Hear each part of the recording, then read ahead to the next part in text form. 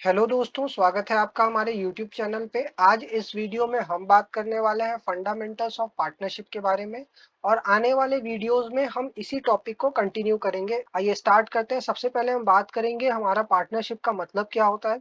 Partnership बहुत अगर simple से लैंग्वेज में बात करें तो पार्टनर्स के बीच का जो आपस में रिलेशन है, पार्टनर्स के बीच में जो आपस में रिलेशन है उसी को बोलते हैं पार्टनरशिप। जैसे फ्रेंड्स के बीच में जो रिलेशन होता है उसको हम बोलते हैं फ्रेंडशिप, उसी तरीके से पार्टनर्स के बीच का जो रिलेशन होता है हम उसको बोलते हैं पार्टनरशिप। ये बेसिकली एक तरीके का रिलेशनशिप है बस, और कुछ भी नहीं। तो पार्टनरशिप इज अ रिलेशन। सबसे पहले लाइन में यहाँ पे बोला गया है कि पार्टनरशिप बेसिकली क्या है, रिलेशन है बिटवीन टू और मोर पर्सन। अब ये पर्सन कौन होंगे बेटा, पार्टनर होंगे। ठीक है, ये कौन होंगे, ये पार्टनर होंगे। Who have agreed. अब जब ये लोगों ने रिलेशन बनाया है तो कुछ टर्म्स एंड कंडीशन पे एग्री भी करेंगे, जिसमें सबसे इंपॉर्टेंट क्या है, टू शेयर द प्रॉफिट। भाई हम लोगों ने ये रिलेशन बनाया है ताकि हम क्या करना चाहते हैं, प्रॉफिट शेयर करना चाहते हैं। किसका, सर जी, बिजनेस का। ठीक है, याद रखिएगा ये जो मैं अंडरलाइन कर रहा हूँ या जो बॉक्स में कर रहा हूँ ये इंपॉर्टेंट है आपके लिए, की टर्म है। मैंने पहले बताया कि पार्टनरशिप बेसिकली एक तरीके का रिलेशन है ताकि हम क्या करें, एग्री करें, ये रिलेशन बना करके हम शेयर करेंगे प्रॉफिट को। और प्रॉफिट किसका होगा, वो बिजनेस होगा। और ये बिजनेस चलाएगा कौन, कैरिड बाय ऑल और any of them acting for all. या तो सारे मिलके चलाएंगे या कोई एक चलाएगा बाकी सबके बिहाफ पे। ठीक है, जैसे हम लोगों ने अभी आपको पता होगा कि भाई एक्टिव पार्टनर होते हैं, स्लीपिंग पार्टनर, तो वो भी हम लोग आगे पढ़ेंगे। तो यहाँ पे वो उसकी बात कर रहा है कि जो एक एक्टिव पार्टनर होगा वो पूरा बिजनेस चलाएगा, बाकी सारे पार्टनर अगर स्लीपिंग भी हैं तो भी यहाँ पे रहेगा। ठीक है, अभी हम लोग आगे इन सब चीजों को डिटेल में पढ़ेंगे, एक एक लाइन को, एक एक पॉइंट को। बट अभी जो मुझे यहाँ पे मीनिंग बताना है, ये बताना है कि पार्टनरशिप क्या है। बेसिकली तरीके का रिलेशन है दो और दो से ज्यादा लोगों के बीच में। क्लियर।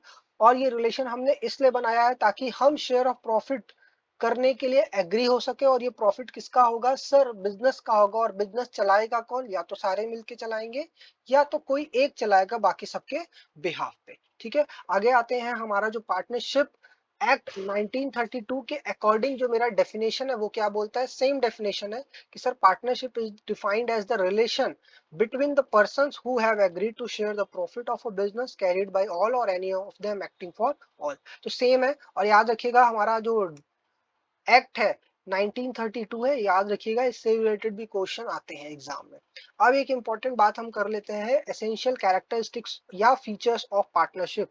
ठीक है, कब हम किसी भी चीज को, किसी भी एग्रीमेंट को पार्टनरशिप बोलेंगे। ठीक है, या फिर किसी भी एक ग्रुप ऑफ पीपल को हम पार्टनरशिप बोलेंगे तो उसमें ये चीजें होनी चाहिए। सबसे पहले तो सर दो या दो से ज्यादा लोग होने चाहिए, यानी एटलीस्ट दो लोग होने चाहिए, क्योंकि अकेले एक पर्सन कभी भी पार्टनरशिप क्रिएट नहीं कर सकता। एटलीस्ट उसके पास में दो या उससे ज्यादा लोग हो। ठीक है, और जो पर्सन हो उनके बीच में एक एग्रीमेंट हो। क्लियर, एक एग्रीमेंट हो, कुछ टर्म्स एंड कंडीशंस, कुछ पॉइंट्स हो जिसपे सारे लोग एग्री करें। क्लियर है।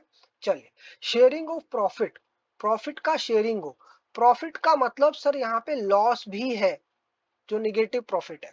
लेकिन याद रखिएगा, ऐसा सिचुएशन हो सकता है कि हम किसी पार्टनर को लॉस न बांटें, लेकिन ऐसा कभी नहीं हो सकता कि हम सर किसी पार्टनर को प्रॉफिट न दें। हमें सारे पार्टनर को प्रॉफिट यहाँ पे देना ही पड़ेगा। ऐसा कभी नहीं हो सकता कि हम प्रॉफिट ना दें, बल्कि ऐसा हो सकता है कि हम जो है कभी भी उसको लॉस ना बांटें। जिनको पहले से पता होगा, आपने एक टॉपिक पढ़ा होगा, गारंटी ऑफ मिनिमम प्रॉफिट। उसमें क्या होता है कि सर एक पार्टनर को हम लॉस शेयर करने से रोक देते हैं या उसको लॉस नहीं शेयर करते हैं, उसको हर सिचुएशन में प्रॉफिट ही हम देते हैं। ठीक है, तो शेयरिंग ऑफ प्रॉफिट होना चाहिए। और जो बिजनेस होगा वो या तो सारे मिलके चलाएंगे या तो कोई एक चलाएगा बाकी सबके बिहाफ पे। और दूसरी बात सर, बिजनेस होना चाहिए, यानी कहने का मतलब है, बिजनेस का मतलब क्या हो गया, हम रेगुलर बेसिस पे एक्टिविटी करेंगे, रेगुलर बेसिस पे एक्टिविटी करेंगे जिससे हमें इनकम जनरेट हो। सपोज कर लो हम लोगों ने पैसे मिला करके एक लैंड खरीदा और उसको बेच करके जो प्रॉफिट हुआ आपस में बांट लिया, दो लोगों ने आपस में बांट लिया। क्या इसको पार्टनरशिप का बिजनेस बोलेंगे या पार्टनरशिप बोलेंगे ऐसे एग्रीमेंट को, आंसर इज नो। क्योंकि हमने सिर्फ वन टाइम ट्रांजेक्शन किया है, ये मेरा डेली का काम नहीं है, ये मेरा रेगुलर एक्टिविटी नहीं है। अगर यही काम मेरा हमेशा का हो, मैं रियल एस्टेट का बिजनेस करूं, लैंड खरीद के मैं उसको सेल करने का काम करता हूं, तो उस केस में मैं इसको बिजनेस बोलूंगा। और ऐसे एग्रीमेंट में मतलब जो दोनों पर्सन के बीच में एग्रीमेंट होगा, हम उसको यहाँ पे पार्टनरशिप बोल सकते हैं। फिर पॉइंट आता है बेटा म्यूचुअल एजेंसी, यानी कि partners are agent of the another. ठीक है, जो ये वाला पॉइंट था आपका, ये उसी के बारे में बात कर रहा है कि भाई सब एक दूसरे पे म्यूचुअल, मतलब एक तरीके से आप बोल सकते हो कि सारे के सारे पार्टनर एक दूसरे के लिए एजेंट हैं, और सारे के सारे पार्टनर एक दूसरे के लिए प्रिंसिपल भी हैं। मतलब अगर कोई एक पर्सन जाता है कोई ट्रांजेक्शन करने, तो वो पूरे के पूरे पार्टनरशिप फॉर्म को, पूरे के पूरे ग्रुप को रिप्रेजेंट करेगा। ठीक है, वो उस केस में वहां पे वो एजेंट हो जाएगा, और बाकी सारे पार्टनर जो यहाँ पे अंदर फॉर्म में है, वो सब एक दूसरे के प्रिंसिपल, मतलब इसके प्रिंसिपल हो जाएंगे। क्लियर है? तो ये चीज आपको याद रखना होगा कि म्यूचुअल एजेंसी होती है। फिर अनलिमिटेड लायबिलिटी होती है। अगेन एक इंपॉर्टेंट पॉइंट है सर, यहाँ पे आपको समझना है कि जो पार्टनरशिप होता है उसमें अनलिमिटेड लायबिलिटी होती है।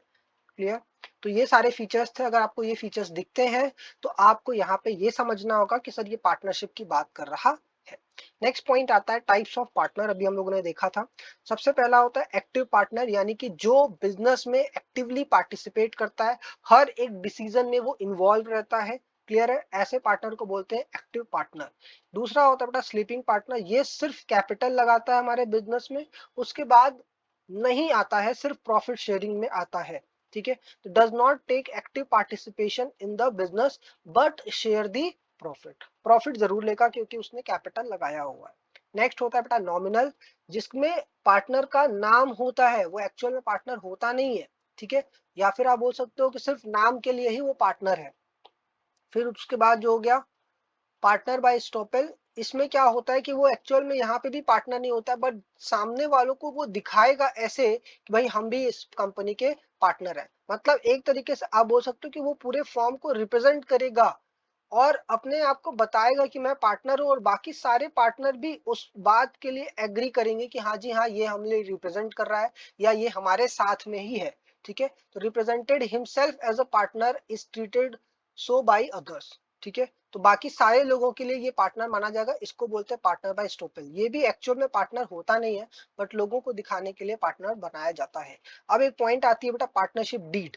क्लियर है? अब पॉइंट आता है एक पार्टनरशिप डीड। ये क्या होता है, मैं यहाँ पे अच्छे से समझाऊंगा आपको। देखो, हमने क्या देखा कि सर पार्टनरशिप क्या होता है, पार्टनर्स के बीच में रिलेशन जो होता है उसी को हम बोलते हैं पार्टनरशिप। क्लियर है? अभी जो रिलेशनशिप होता है, इसका मतलब है कि भाई इन लोगों ने कुछ टर्म्स एंड कंडीशंस पे एग्री किया है, कुछ पॉइंट्स पे इन लोगों ने, सारे लोगों ने मिलकर के एग्री किया हुआ है। ठीक है, अब ये जो टर्म्स एंड कंडीशन है, ये जो जहां पे लिखा रहेगा, इसी को हम बोलते हैं पार्टनरशिप डीड। और एक बात और मैं बता दूं आपको, पार्टनरशिप डीड का मतलब होता है कि सर ये रजिस्टर्ड डॉक्यूमेंट है, ये रजिस्टर्ड डॉक्यूमेंट है। ठीक है, मतलब कोर्ट से इसको रजिस्ट्रेशन करवाया गया है। ठीक है, लीगली ये बाउंड रहेगा सारे के ऊपर, मतलब ये एक तरीके से बोल सकते हो लीगल डॉक्यूमेंट रहेगा। तो हमने क्या देखा सर, पार्टनरशिप डीड क्या होता है, it's a written document, sorry written agreement between the partners.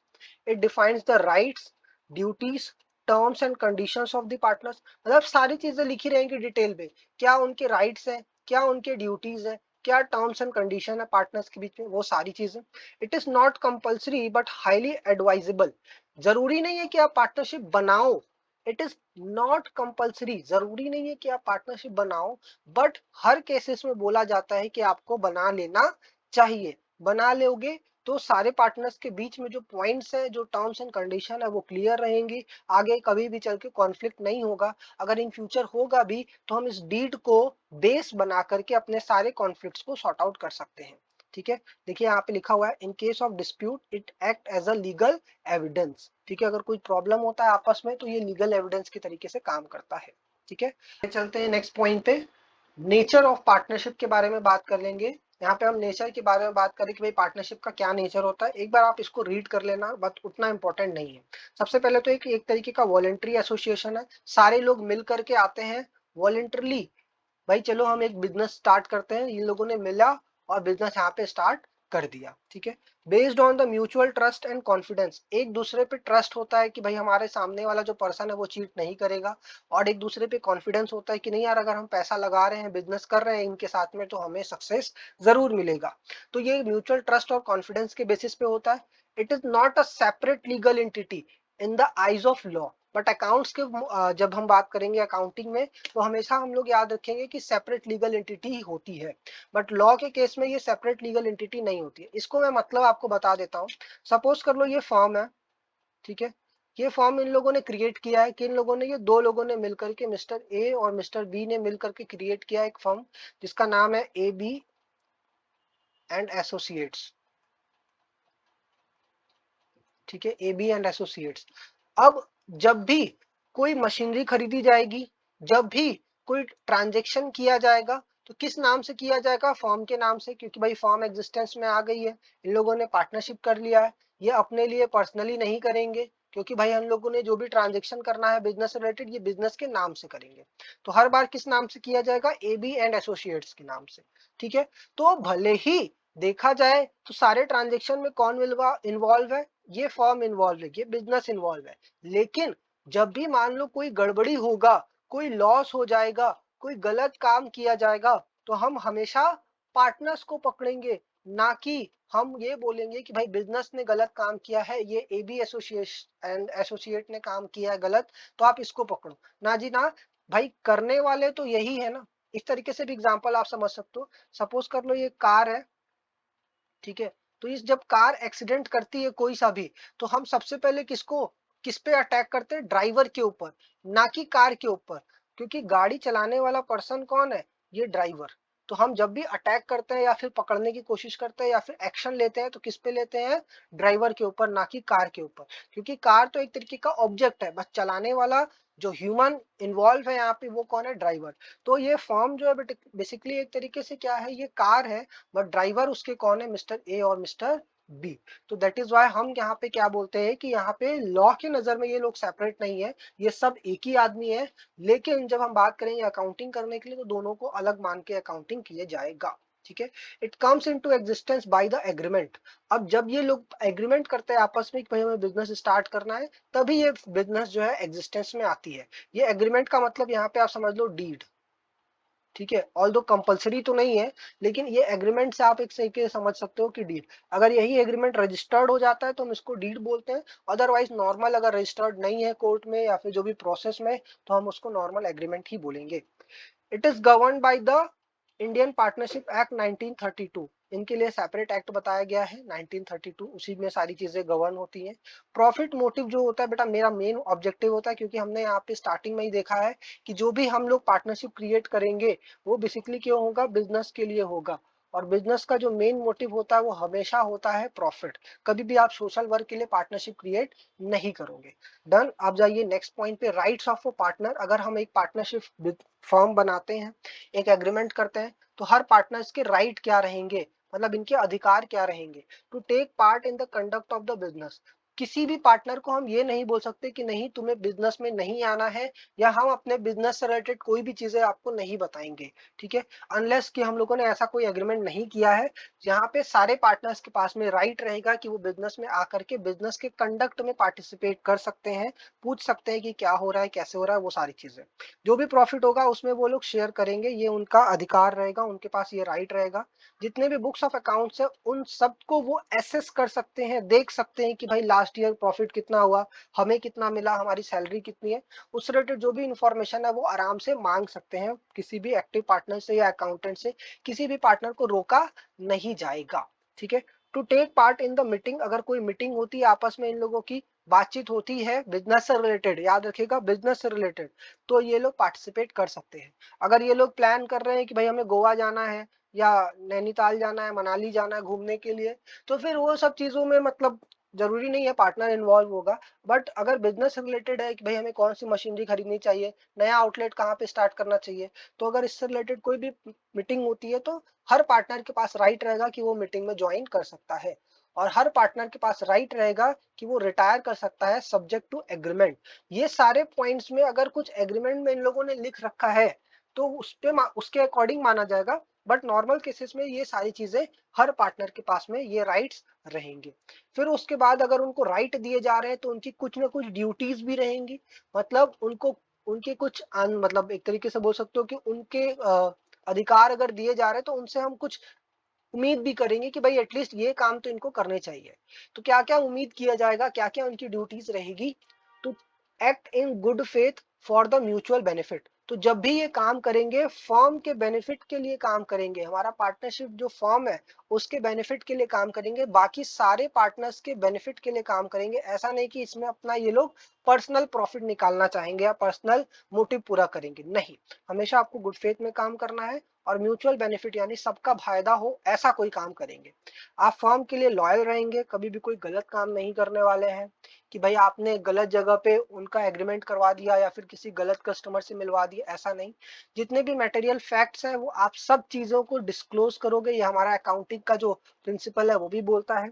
To render the true accounts, ऐसा नहीं कि हम कि जो है कि किसी दूसरे पार्टनर, मान लो स्लीपिंग पार्टनर है, वो तो बेचारा घर पे पड़ा रहता है, उसने सिर्फ कैपिटल लगाया, वो प्रॉफिट के लिए आ रहा है।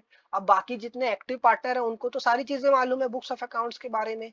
तो स्लीपिंग पार्टनर को ऐसा करते हैं, गलत सलत प्रॉफिट बता देते हैं, कम प्रॉफिट दिखा करके उसको प्रॉफिट कम देंगे। तो ये चीजें आपको नहीं करनी, ये आपकी ड्यूटी है कि आप जो है ट्रू अकाउंट बनाएं। ठीक है। To indemnify the firm for losses caused by their fraud. Indemnify का मतलब होता है भरपाई करना। ठीक है, याद रखिएगा ये टर्म बहुत बार एग्जाम में पूछा जाता है, एक तरीके का लीगल टर्म है ये। तो इंडेमनीफाई का मतलब होता है भरपाई करना। अगर फर्म को, अरे सॉरी, फर्म में किसी के फ्रॉड की वजह से, किसी के फ्रॉड की वजह से, मिस्टेक की वजह से नहीं, फ्रॉड की वजह से अगर कोई लॉस होता है तो वो उसको वो पार्टनर भरपाई करेगा, इंडेमनीफाई करेगा। ठीक है। नाउ बात कर लेते हैं ऑब्लिगेशंस के ऊपर, पार्टनर्स की क्या क्या ऑब्लिगेशन रहेगी। क्लियर है, याद रखिएगा ये सारे पॉइंट्स आपको पढ़ना जरूरी है क्योंकि एग्जाम में आपसे पूछा जा सकता है। अब एमसीक्यू का टाइम आ गया है, किसी भी फॉर्मेट में आपसे ये क्वेश्चन बनाया जा सकता है। ठीक है। तो लायबिलिटी क्या क्या रहने वाली, सबसे पहली बात तो अनलिमिटेड लायबिलिटी रहेगी। Partners are personally liable for the all the debts of the firm. जितने भी डेब्ट है बेटा सबके लिए पार्टनर्स ही लाइबल रहेंगे। अभी मैंने बताया कि भाई लॉ के नजर में आप सेपरेट लीगल एंटिटी नहीं हो।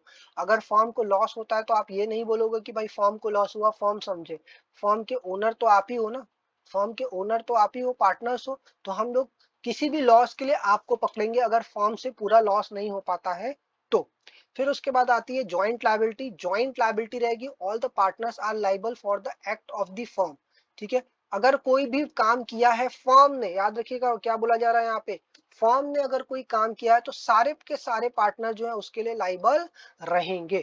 मान लो फॉर एग्जांपल यहाँ पे जो है इन लोगों ने कोई मान लो इनके फर्म ने, यहाँ पे इनका मतलब है कि यहाँ पे फर्म ने, मान लेते हैं इनके फर्म ने क्या किया है, कोई इन्वायरमेंट का जो लॉ है वो तोड़ा है। मान लो किसी ने क्या किया, कोई नदी को गंदा कर दिया। ठीक है, ये नदी जा रही है उसको गंदा कर दिया, या हो सकता है इलीगल तरीके से पेड़ काट दिया। ठीक है, इलीगल तरीके से कोई पेड़ काट दिया। तो ये चीज जो है अगर होता है तो ये सारे के सारे पार्टनर्स क्या होंगे, इन गलत चीजों के लिए वो लायबल रहेंगे। अगर मान लो फाइन भरना होगा तो फॉर्म भरेगा, अगर जेल जाने का कोई अगर रूल है तो पार्टनर्स ही जेल जाएंगे। ठीक है, मैंने बस एग्जांपल लिया, ऐसा कोई रियल लाइफ से कोई रिलेटेड नहीं है। ठीक है, याद रखिएगा। Several liability, each partner liable individually for the hold डेब्ट।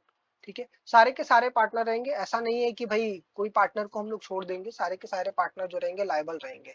म्यूचुअल एजेंसी रहती है, every partner is the agent of the firm and other partners for the purpose of the business. सारे के सारे पार्टनर एक दूसरे के एजेंट है, तो जो रिमेनिंग पार्टनर है वो क्या हो जाएगा, बोल सकते हो कि प्रिंसिपल हो जाएगा। फॉर एग्जाम्पल मान लो कि एक बिजनेस के लिए एक मशीनरी खरीदनी है, वो भी कहाँ से खरीदनी है, सपोज कर लीजिए लंदन से खरीदना है। ठीक है, हम इंग्लैंड जा रहे हैं, अब इंग्लैंड से मुझे एक मशीनरी खरीदनी है, तो तीनों लोग नहीं जाएंगे, अब एक ही पार्टनर जाएगा। तीनों लोग जाएंगे तो भाई बहुत ज्यादा खर्चा हो जाएगा, एक ही पार्टनर जा रहा है, वो लंदन से मशीन पूरा देख करके समझ के लेके आएगा।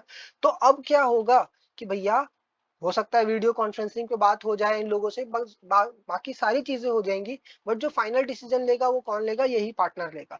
तो यहाँ पे एक तरीके से आप बोल सकते हो कि ये जो है पर्सन, ये जो लंदन जा रहा है, ये एक तरीके से एजेंट है। बाकी सारे पार्टनर क्या हो जाएंगे वहां पे, उस केस में प्रिंसिपल हो जाएंगे कि भाई इनके लिए वो काम कर रहा है।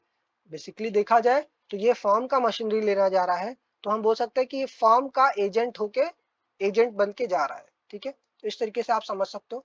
दूसरा आता है पॉइंट प्रॉफिट शेयरिंग रेशियो। जो हमने डेफिनेशन पढ़ा था वहां पे हमने देखा था कि सर जो हम लोग रिलेशन बनाते हैं वो क्या क्यों बनाते हैं, ताकि हम प्रॉफिट को शेयर कर सके।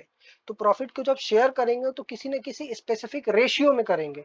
तो वो जो रेशियो है वो यहीं पे बात की जाती है कि हम रेशियो पहले से डिसाइड करेंगे। अगर कोई डिसाइड नहीं किया है तो बेटा वो याद रखना है आपको, इक्वल होगा। जब भी हम लोगों ने अगर डिसाइड नहीं किया है तो वो इक्वल होगा। ठीक है, आइए क्या लिखते हैं, प्रॉफिट एंड लॉसेस। प्रॉफिट का मतलब है कि सर लॉसेस भी इन्वॉल्व है, ऐसा नहीं कि प्रॉफिट लिखा है तो लॉस को हम लोग नहीं समझेंगे। प्रॉफिट लिखा है इट मींस वो लॉस भी है। Are distributed among the partner in the ratio agreed upon. तो जिस भी रेशियो पे ये लोग एग्री करेंगे उसी रेशियो पे हम लोग क्या करेंगे, डिस्ट्रीब्यूट करेंगे। अगर नहीं डिसाइडेड है तो प्रॉफिट जो है बेटा वो इक्वली डिस्ट्रीब्यूट किया जाएगा। और ये इक्वल किसने बताया, तो हमारे पार्टनरशिप एक्ट ने बताया, 1932 वाले पार्टनरशिप एक्ट 1932 ने ये बताया है कि अगर आपने एग्रीमेंट बनाया है तो उसके हिसाब से आप चलोगे, नहीं बनाया है तो हम लोग इक्वली शेयरिंग करेंगे। ठीक है, उसके बाद आता है next point, capital of the partners. Capital term हम लोगों ने पढ़ा हुआ है लास्ट वीडियो में, यानी कि वो अमाउंट जो भी ओनर लगाता है बिजनेस में, इन्वेस्ट करता है बिजनेस में, उसी को हम बोलते हैं कैपिटल। अब पार्टनर्स जब पार्टनर ओनर बनते हैं तो सारे पार्टनर एक तरीके से ओनर है, तो सारे पार्टनर क्या करेंगे, फर्म में पैसा लगाएंगे। ठीक है, ये सारे पार्टनर हो गए, ये लोग क्या कर रहे हैं, आपस में फर्म में पैसा लगा रहे हैं, तो यही हो जाएगा बेटा कैपिटल ऑफ द फर्म। क्या लिखा है यहाँ पे, ये एक बार रीड कर लेते हैं। तो कैपिटल इज द अमाउंट और the value of assets bought in by the partner, it may be in cash और इन काइंड। ठीक है, हमने देखा था एग्जांपल भी कि हो सकता है किसी के पास कोई असेट्स रखी है, कोई मशीनरी रखी हुई है, तो हम जब उसको पार्टनर बनाते हैं तो हम ऑप्शन देते हैं कि भाई आप कैश भी ला सकते हो या कोई असेट जो बिजनेस के लिए यूजफुल है उसको भी ला सकते हो। तो कैश हो या काइंड हो, वो सारी चीजें मानी जाएंगी कैपिटल। डन। फिर आता है इंटरेस्ट ऑन कैपिटल। जब भी आएगा आपका कैपिटल, वहां पे इंटरेस्ट ऑन कैपिटल भी हम लोग प्रोवाइड करेंगे। ठीक है, interest allowed on capital is an appropriation of profit. Appropriation of profit का मतलब क्या होता है, मैं यहाँ पे आपको समझा देता हूँ। बहुत लोगों ने मुझसे पूछा है सर ये एप्रोप्रिएशन ऑफ प्रॉफिट क्या होता है, चार्ज अगेंस्ट प्रॉफिट क्या होता है। थोड़ा सा 2 मिनट का टाइम लूंगा, मैं आपको समझा दूंगा। जिनको पता है वो 2 मिनट आगे जाके देख सकते हो, बट यहाँ पे आइए समझते हैं, बहुत इंपॉर्टेंट पॉइंट है। क्लियर है, होता क्या है एप्रोप्रिएशन। सपोज कर लो मैं एक एग्जाम्पल लेता हूँ, मैंने क्या किया, मैंने एक बिजनेस स्टार्ट किया। ठीक है, बहुत सिंपल सा एग्जांपल दूंगा। मैंने ये बिजनेस जब स्टार्ट किया, 1 महीने में मैंने सेल किया है 5 लाख रुपीज। ठीक है, और क्या सेल किया, जो भी मैंने गुड्स रखा था, सपोज कर लो मैं क्या बना रहा हूँ, फर्नीचर बना रहा हूँ या फर्नीचर ला के मैं बेच रहा हूँ। ठीक है, ये फर्नीचर है, ये फर्नीचर मैं ला के बेच रहा हूँ। तो इसको लाने में एम्प्लॉइज का, इलेक्ट्रिसिटी का, इस प्रीमाइसेस का जो रेंट है, ये सब दुनिया भर के जो खर्चे हैं, वो सब मिला जुला करके कितना होता है, सपोज कर लो 3 लाख रुपीज। ठीक है, तो 1 मंथ बीता, 1 महीना बीता, हमें कितने का रेवेन्यू हुआ, 5 लाख रुपीज का। मैं बोल सकता हूँ मेरे बिजनेस के कैश बॉक्स में कितना पैसा पड़ा होगा 1 महीने के बाद में, 5 लाख रुपीज का। कैसे आया सर, हमने 1 महीने में 5 लाख रुपीज का फर्नीचर सेल किया। ठीक है, मैं कौन हूँ, मैं पार्टनर हूँ, या बोल सकते हो मैं ओनर हूँ इस बिजनेस का, मैं अकेला ओनर हूँ। तो मैं आता हूँ बिजनेस में और मैं ये कैश बॉक्स खोलता हूँ, उसमें मुझे 5 लाख रुपीज ये मिल जाता है। अब आप मेरे को बताओ, क्या ये 5 लाख रुपीज मैं अपने घर पे लेके जा सकता हूं क्या, पूरा का पूरा। आप ओनर है, आप लेके जा सकते हो, बट याद रखिएगा कि इस 5 लाख को अर्न करने के लिए सर ये 3 लाख रुपीज का खर्चा भी हुआ है। इसमें कौन कौन है, ये फर्नीचर का क्रेडिटर है, मेरा एम्प्लॉय है, मेरा लैंडलॉर्ड है जिसने मुझे ये प्रॉपर्टी रेंट पे दी है, इलेक्ट्रिसिटी है गवर्नमेंट का, और भी दुनिया भर के जो अदर एक्सपेंसेस है वो है। तो ये 5 लाख में से आप पहले ये 3 लाख का पेमेंट कर दीजिए। उसके बाद जो 2 लाख रुपीज बच रहा है आप उसको ले जाइए, हम कुछ नहीं बोलेंगे। आप इन सारे लोगों का पेमेंट कर दो, फिर उसके बाद मैं क्या करूंगा, आपसे कुछ भी नहीं बोलूंगा। तो देखो मैंने क्या बोला, इस 5 लाख रुपीज के अगेंस्ट में अभी कुछ चार्ज लगा हुआ है। चार्ज मतलब ये सारे सेटलमेंट करने होंगे पहले आपको, ये 3 लाख रुपीज का पेमेंट करना होगा। 3 लाख रुपीज का पेमेंट आप कर दोगे तो जो बचेगा ये पूरा का पूरा आपका है, इसका आपका जो मन है वो करो। फिर इसको मैं बोलूंगा ये एप्रोप्रिएशन हो जाएगा। एप्रोप्रिएशन क्या होगा मैं बता रहा हूँ, अभी ये एप्रोप्रिएशन है नहीं, बेसिकली ये रिमेनिंग प्रॉफिट है। सपोज कर लो ये 2 लाख रुपीज जब मैं घर लेके जा रहा था तो मुझे एक डर सताया कि फ्यूचर में मेरे पास कुछ भी हो सकता है, तो मैंने क्या किया, बैंक में एक एफडी करवा दी। एफडी करवा दी, और ये एफडी कितने रुपीस का है, ये सपोज कर लो 1 लाख रुपीस का है। ठीक है, अब ये जो 1 लाख रुपीस है बेटा, ये मेरा अप्रोप्रिएशन ऑफ प्रॉफिट है। मैंने अपने प्रॉफिट में से ये अप्रोप्रिएट किया है, मैंने अपने प्रॉफिट में से अप्रोप्रिएट किया है।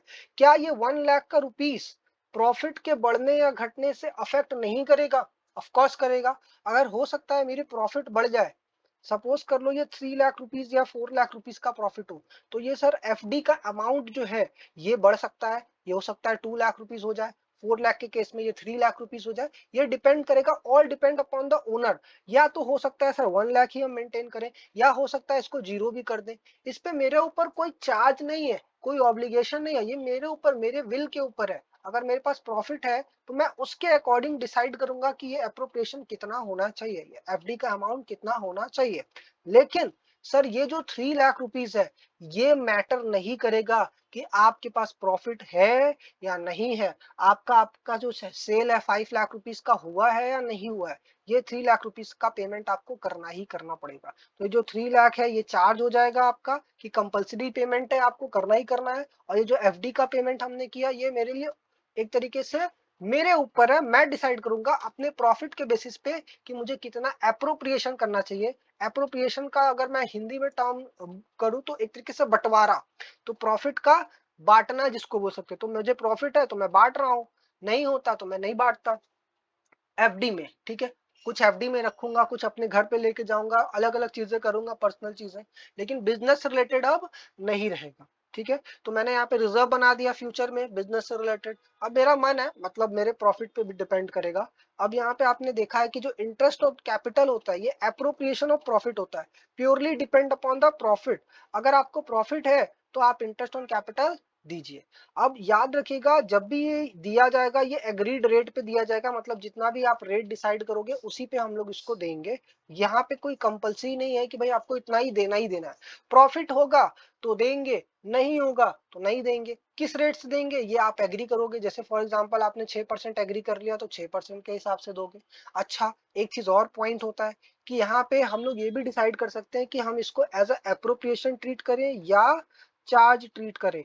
चार्ज ट्रीट करने का मतलब क्या हो जाएगा सर, कि ये आपको कंपलसरी देना ही देना है। अच्छा, एक चीज और याद रखिएगा एग्जाम के पॉइंट ऑफ व्यू से, कि भाई जितने भी चार्ज वाले आइटम होते हैं वो सारे के सारे पीएल अकाउंट में जाते हैं। ठीक है, और जितने भी अप्रोप्रिएशन वाले आइटम होते हैं वो सब आपके कहाँ जाते हैं, profit and loss appropriation account. ठीक है, profit and loss appropriation account, क्योंकि इस नाम से ही सजेस्ट हो रहा है कि भाई हमारा पहले तो ये अकाउंट जो बनाते हैं वो प्रॉफिट या लॉस क्या हुआ है ये कैलकुलेट करने के लिए बनाते हैं, और जब प्रॉफिट हो गया तो उसको अप्रोप्रिएट करने के लिए क्या बनाते हैं, पीएल अप्रोप्रिएशन या profit and loss appropriation account. Next point आता है बेटा, होता है इंटरेस्ट ऑन ड्राइंग। ड्राइंग के बारे में हमने कल पढ़ा था अपने वीडियो में, उसका लिंक आपको नीचे डिस्क्रिप्शन में मिल जाएगा, या आप हमारा प्लेलिस्ट चेक कर सकते हो। ड्राइंग का मतलब होता है जब भी ओनर बिजनेस से कोई पैसा निकालता है अपने पर्सनल यूज के लिए, यहाँ पे पैसा भी हो सकता है, कोई गुड्स भी हो सकता है, कोई असेट्स भी हो सकता है, मतलब कोई भी अमाउंट वो लेता है अगर बिजनेस में से अपने पर्सनल यूज के लिए, तो उसको बोलते हैं ड्राइंग। अगर आप बिजनेस से पैसा लेके जाओगे, अब अगर आपने बिजनेस में पैसा लगाया तो आपको इंटरेस्ट मिल रहा है, और अगर आप बिजनेस से पैसा लेके जा रहे हो तो आपको इंटरेस्ट देना भी पड़ेगा। ठीक है, यहाँ पे देखो दे रहा है, ये फॉर्म को देगा, तो ये एक तरीके से फॉर्म के लिए इनकम है। तो interest charge on the drawing is also appropriation of profit. Basically appropriation profit नहीं है, ये मेरे लिए इनकम है। क्योंकि अप्रोप्रिएशन ऑफ प्रॉफिट इसलिए बोला गया है क्योंकि ये profit and loss appropriation account में दिखाते हैं। ठीक है, क्लियर है, चलिए। और ये भी एग्रीड रेशियो रेट पे रहेगा, क्लियर, ये भी आपका एग्रीड रेट पे रहेगा। तो जितना हम एग्री करेंगे उसी हिसाब से चार्ज करेंगे। यहाँ भी मैंने एग्जाम्पल के लिए लिखा है 5%। ये सब एग्जाम्पल्स है, याद मत, मतलब ये समझ मत लेना कि इतना होता ही है। हमेशा याद रखिएगा कि ये एग्रीड रेट पे होगा, जब भी होगा ये एग्रीड रेट पे होगा, इंटरेस्ट ऑन कैपिटल और इंटरेस्ट ऑन ड्रॉइंग्स। ठीक है, मैंने यहाँ पे ड्राइंग एक्सप्लेन कर दिया, बस आप एक बार रीड कर लो। अमाउंट और assets withdrawn bye the partner for the personal use. ठीक है, फिर यहाँ पे ट्रीटमेंट ऑफ प्रॉफिट लिखा है, एक सेकेंड में देख लो यहाँ पे। अच्छा ठीक है, एक पॉइंट मुझे यहाँ पे बताना है, इंटरेस्ट ऑन लोन। ठीक है, मैं आपको यहाँ पे बता देता हूँ।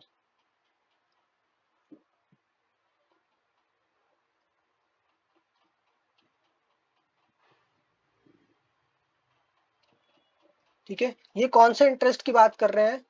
जब हम पार्टनर फर्म को लोन देते हैं, कैपिटल तो देते ही देते हैं, हम अपना कैपिटल बिजनेस में लगाते ही हैं, बट कैपिटल के अलावा भी हम लोग कभी कभी लोन दे देते हैं। ये जो हमने लोन दिया है, ठीक है, तो इस पे जो है बेटा याद रखिएगा, अगर क्वेश्चन में एग्री किया है इन लोगों ने तो उसके अकॉर्डिंग से इंटरेस्ट दिया जाएगा, नहीं तो at the rate 6% per annum,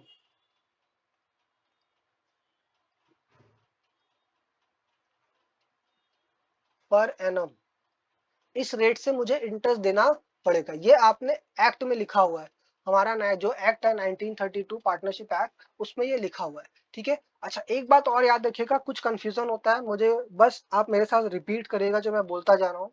मान लो मैं हूं एक फर्म, मैं कौन हूं, मैं हूं AB एसोसिएट्स। ठीक है, मैंने एक लोन लिया है पंजाब नेशनल बैंक से। ठीक है, मैंने एक लोन लिया है अपने पार्टनर से।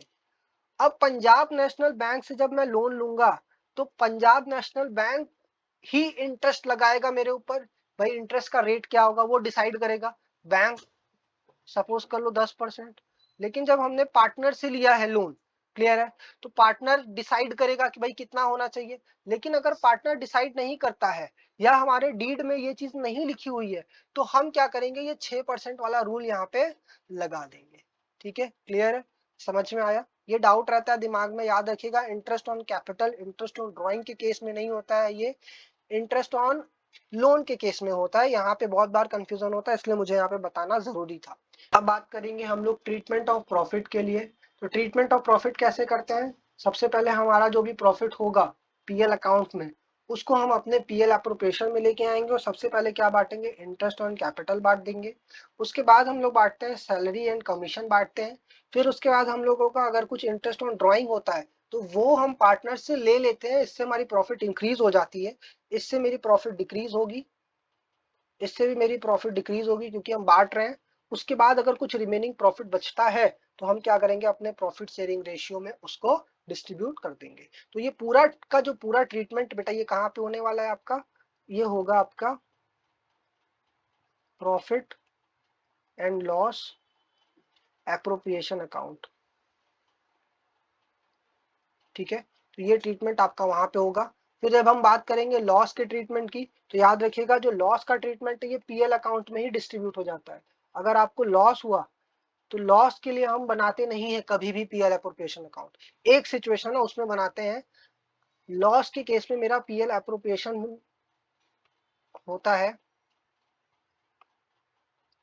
कब, जब मेरे पास इंटरेस्ट ऑन ड्राइंग है, उस केस में हम क्या करते हैं, अपने लॉस को पीएल अप्रोप्रिएशन अकाउंट में बनाते हैं। ठीक है, आइए, तो loss is first adjusted from the reserves. अगर कोई रिजर्व है तो हम उससे एडजस्ट कराने की कोशिश करेंगे, अगर हमारा एग्रीमेंट अलाउ करता है या पार्टनर्स अलाउ करते हैं तो। Then shared by the partner in their profit sharing ratio. Clear है, अगर कोई उनका रेशियो है जो एग्रीड रहेगा, नहीं तो फिर इक्वल बांटेंगे। ठीक है, उसके बाद आ जाते हैं कैपिटल अकाउंट में। कैपिटल अकाउंट का जो बेटा ट्रीटमेंट होता है वो दो तरीके से होता है, एक फिक्स्ड होता है, फ्लक्चुएटिंग होता है। आपको मालूम है, सपोज कर लो, एक एग्जांपल ले लेता हूं मैं। ठीक है, मेरा आज जो है, मैं जब बिजनेस स्टार्ट कर रहा हूं तो मेरा जो कैपिटल है सपोज कर लो 2 लाख रुपीज है। ठीक है, मेरा जो कैपिटल है वो 2 लाख रुपीज है, यहाँ मैं के लिख देता हूँ। और जब मेरा 1 साल बीत गया तो वही कैपिटल मेरा बढ़ के कितना हो गया, 3,50,000 रुपीज। तो अब आप बोल सकते हो, अच्छा बीच में मैंने कोई भी कैपिटल का इंट्रोडक्शन या विड्रॉवल नहीं किया है, तो ये जो चेंज आया है मेरे कैपिटल में, ये आप बोल सकते हो सर इसके पीछे का जो रीजन होगा वो क्या होगा, प्रॉफिट होगा।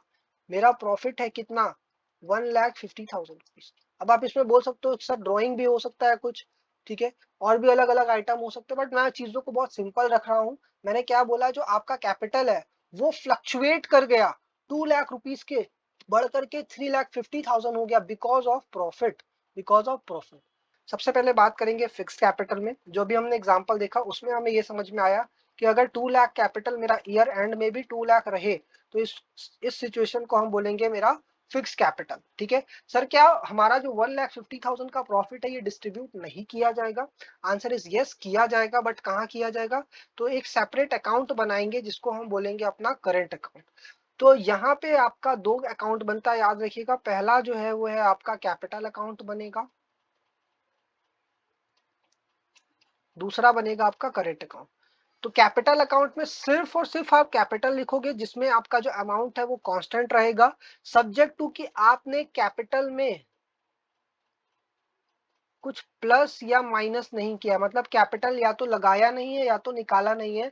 अगर ऐसा नहीं किया तो आपका जो अमाउंट ऑफ कैपिटल है वो कांस्टेंट रहेगा। और अगर आपने कोई कैपिटल इंक्रीज और डिक्रीज किया तो उसका ट्रीटमेंट भी आपके कैपिटल अकाउंट से किया जाएगा। और बाकी जो दुनिया भर की सारी चीजें हैं, यानी कि प्रॉफिट हो गया, सैलरी हो गया, इंटरेस्ट ऑन ड्रॉइंग हो गया, इंटरेस्ट ऑन कैपिटल हो गया, ठीक है, प्रॉफिट हो गया, ये सारी चीजें आपके करंट अकाउंट से जाएंगी। इसको कैसे पढ़ेंगे कि अगर हमने कैपिटल अकाउंट लगाया है 50,000 रुपए एज अ फिक्स्ड, तो ये फिक्स के तरीके से ट्रीट किया जाएगा। फ्लक्चुएटिंग का हमने एग्जांपल देखा कि भाई हमारा जो कैपिटल है वो 2 लाख से बढ़कर के 3,50,000 हो गया। ऐसा इसलिए हुआ क्योंकि जो मेरा अमाउंट है वो चेंज हुआ है ड्रॉइंग की वजह से। कैपिटल जो हमने एडिशनल कैपिटल लगाया या विड्रॉ किया, या फिर जब आपने प्रॉफिट कमाया, सैलरी कमाया, या इंटरेस्ट लगाया या कमाया, वो उनकी वजह से जो आपका अमाउंट है वो चेंज होगा, तो फ्लक्चुएट करेगा, इस तरीके से भी आप बोल सकते हो। तो इसको हम बोलते हैं फ्लक्चुएटिंग कैपिटल अकाउंट मेथड। इसमें सिर्फ और सिर्फ आपका कैपिटल बनता है, आपका करंट अकाउंट बनाने का जरूरत नहीं है। सिर्फ यहाँ पे बेटा एक ही अकाउंट बनेगा, उसको हम बोलेंगे कैपिटल अकाउंट। क्लियर है? इसको इस तरीके से पढ़ सकते हो जैसे कि ए ने क्या किया, 50,000 rupees as a fluctuating capital business में लेके आए। ठीक है, आगे आते हैं कॉन्सेप्ट ऑफ गुडविल। गुडविल को आप इस तरीके से समझिए, गुडविल मतलब गुड नेम, गुड नेम। ठीक है, अगर मार्केट में हमारा एक बढ़िया नाम बन गया है, मार्केट में हमारी रेपुटेशन बन गई है, कस्टमर का ट्रस्ट हम लोगों ने जीत लिया है, बढ़िया बढ़िया सर्विसेज दे करके, गुड्स दे करके, अच्छे क्वालिटी का हमारा जो ब्रांड है उसकी एक वैल्यू हो गई है, तो हमें क्या होगा, बार बार कस्टमर हमारे यहाँ पे ही आएगा। और उस केस में हमें क्या होगा, एक अच्छा प्रॉफिट मिलेगा जिसको हम बोलेंगे सुपर प्रॉफिट। सुपर प्रॉफिट का मतलब अबव फ्रॉम एवरेज, जो एवरेज प्रॉफिट बाकी दुनिया कमा रही है हमारे जैसा बिजनेस करके, उससे ज्यादा हम प्रॉफिट कमाएंगे। क्यों? क्योंकि हमने एक रेपुटेशन बना ली है, कस्टमर ट्रस्ट बना लिया है, उसी की वैल्यू को हम बोलते हैं गुडविल। ठीक है, ऑल्दो ये कैलकुलेट करना टेक्निकली तो पॉसिबल नहीं है, बट अकाउंटिंग के पर्पज से हम इसको कैलकुलेट करने की कोशिश करते हैं। आने वाले वीडियोस में हम गुडविल पे भी चर्चा करेंगे। ठीक है, अब हम बात करते हैं अकाउंटिंग की जरूरत क्यों है पार्टनरशिप में। ऑल्दो जो हमने अकाउंट का बेसिक पढ़ा था उसमें ये डिस्कस किया था कि भाई बुक्स ऑफ अकाउंट्स क्यों बनाया जाता है, क्या उसके फंक्शन है, वहां के जैसे ही पॉइंट है, बस हम यहाँ पे रीड कर लेते हैं। अपना फिनेंशियल पोजीशन पता करने के लिए, हमें प्रॉफिट हुआ या लॉस ये पता करने के लिए, और उसी प्रॉफिट में से सारे पार्टनर का शेयर कितना है ये भी पता कर सकते हैं। और हम ये भी कर सकते हैं कि भाई जो भी हमें डिसीजन लेना है उसमें मुझे ये मेरा बुक्स ऑफ अकाउंट्स हेल्प करेगा। क्लियर? अब बात करते हैं डिसोल्यूशन ऑफ पार्टनरशिप। क्लियर? देखो दो चीजें होती है, एक डिसोल्यूशन ऑफ पार्टनरशिप होता है, एक डिसोल्यूशन ऑफ पार्टनरशिप फॉर्म होती है। अभी मैं आपको सिर्फ डिसोल्यूशन ऑफ पार्टनरशिप के बारे में बताऊंगा, बहुत ज्यादा डिटेल में भी मैं नहीं जाऊंगा। जैसे मैंने अभी बताया कि पार्टनरशिप बेसिकली क्या होता है, एक तरीके का पार्टनर्स के बीच में रिलेशन होता है। ठीक है, ये मेरे पार्टनर्स हो गए, और इनके बीच में जो रिलेशन है इसी को हम बोलते हैं पार्टनरशिप, पार्टनरशिप। ठीक है, तो इसके बीच के रिलेशन को हम क्या बोलते हैं, पार्टनरशिप। और ये क्या होता है, बेसिकली एक तरीके का एग्रीमेंट होता है जिसमें सारे टर्म्स एंड कंडीशन डिसाइड होते हैं कि मेरा प्रॉफिट शेयरिंग रेशियो क्या होगा, कौन कितना कैपिटल लगाएगा, कौन इंटरेस्ट लेगा सैलरी पे, सॉरी इंटरेस्ट ऑन कैपिटल लेगा, ड्राइंग कितना होगा, लोन पे इंटरेस्ट कितना चार्ज किया जाएगा, सैलरी कमीशन क्या होगा, वो दुनिया भर की सारी चीजें हम डिसाइड करते हैं। ठीक है, इसका डिसोल्यूशन का मतलब सर ये एग्रीमेंट डिसॉल्व हो रहा है, इनके बीच में जो एग्रीमेंट है वो डिसॉल्व हो रही है, यानी कि खत्म हो रही है। पुराना वाला एग्रीमेंट खत्म होके नया बनता है। कब कब बनता है आइए देखते हैं।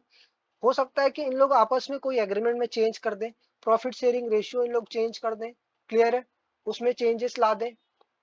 या क्या हो सकता है, नोटिस दे करके भी कर सकते हैं, या पार्टनरशिप फॉर्म, जो पार्टनरशिप टर्म है वो एक्सपायर कर गई, मान लो मैंने 2 साल के लिए ही बनाया था, अभी क्या होगा, वापस से इसको रिन्यू करना होगा, बस तो पुराना वाला एग्रीमेंट खत्म हो जाएगा, नया वाला बन जाएगा। डेथ हो जाए या इंसॉल्वेंसी हो जाए पार्टनर का, तो उस केस में हो सकता है कोर्ट का ऑर्डर आ सकता है।